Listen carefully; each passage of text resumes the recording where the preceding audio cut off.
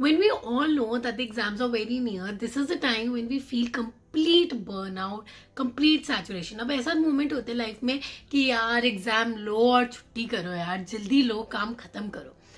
Are you also feeling the same? Are you also feeling saturated? Are you also feeling कि यार अब और नहीं पढ़ पाऊंगा या पढ़ पाऊंगी? So do watch this video till the end.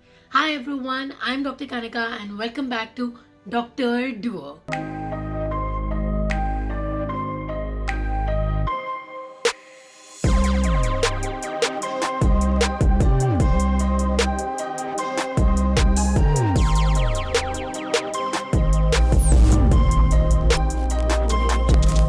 Guys, honestly, all you aspirants, I can completely feel you, and this special video is actually for you to tell you कि whatever you're feeling is completely normal. I think ये एक thought जो भी you are feeling, to say that it is normal also gives us a sense कि fine, we are on the same track as everyone else is. We all have that fear कि यार कहीं हम ही सिर्फ time waste तो नहीं कर रहे या कहीं सिर्फ हम ही सैचुरेटेड तो नहीं फील कर रहे. Maybe toppers are and feeling the same, but believe me what I feel at this point of time, everyone including the toppers also feel the same कि यार एग्जाम लो और ख़त्म करो या फिर अब और नहीं पढ़ाई हो रही. So this feeling is something which is so mutual, but then how do other people outshine and how do you not?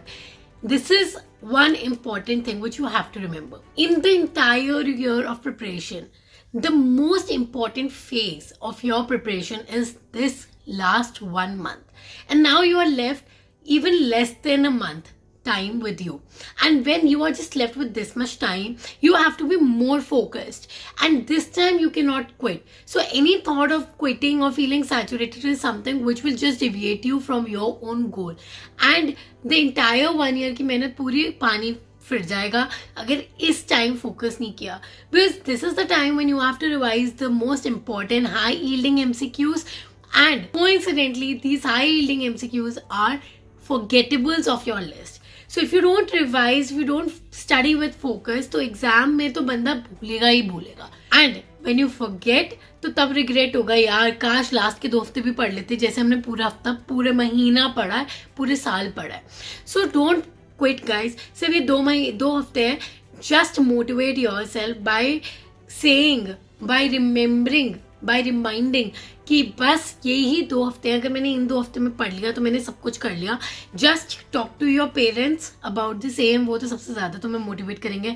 मैं खुद ये करती थी, या मैं तुम्हें बता रही हूँ, मेरी स्पीड बहुत तगड़ी चल रही थी while preparing for the entire 1 year.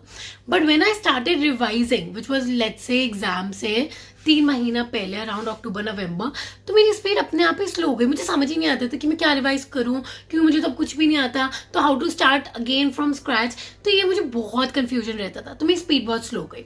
चलो, anyhow, again I gathered the entire strength to revise and do everything. Now once I was done with again a good amount of revisions, जब मेरे last का ऐसे ही 2 weeks बचता था या 1 week बच रहा था, तो I couldn't study at all. मैं यही सोचती थी यार कि अब मैं क्या पढ़ूं, जो भी पढ़ रही हूँ मुझे ऐसा लग रहा है कुछ याद ही नहीं. ये भी थॉट बहुत आता था कि कुछ याद ही नहीं है, सब कुछ मैं भूल गई हूँ, या फिर जो भी मैं पढ़ रही हूँ कहीं ऐसे ना हो कि जो मैं पढ़ रही हूँ वो ना आए और जो मैं छोड़ रही हूँ वो आ जाए. तो all of these thoughts just tend to be your obstacle.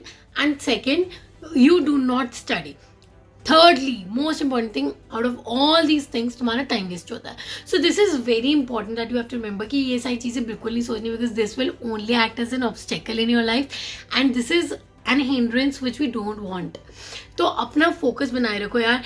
ऐसे करते करते मैंने भी अपना 1-2 दिन वेस्ट किया, एंड ये वीडियो मैंने इसलिए बनाई क्योंकि मैं अपनी फीलिंग्स आप सबको बता रही हूँ, because I don't want you to waste your 1 or 2 day.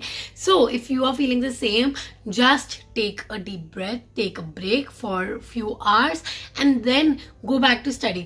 Don't think कि जो तुम पढ़ रहे हो वो एग्जाम में नहीं आएगा और जो नहीं पढ़ रहे वो आएगा. जो भी तुम पढ़ रहे हो वही आएगा. Keep a positive thought, positive approach. Just revise the forgettables, just revise your previous year questions, just revise the high yielding topics, and in 1 week also you can cover entire syllabus. अगर तुम सिर्फ forgettables और high yielding questions, previous year questions और images को देख लो तो तुम अभी भी रिवाइज कर सकते हो यार.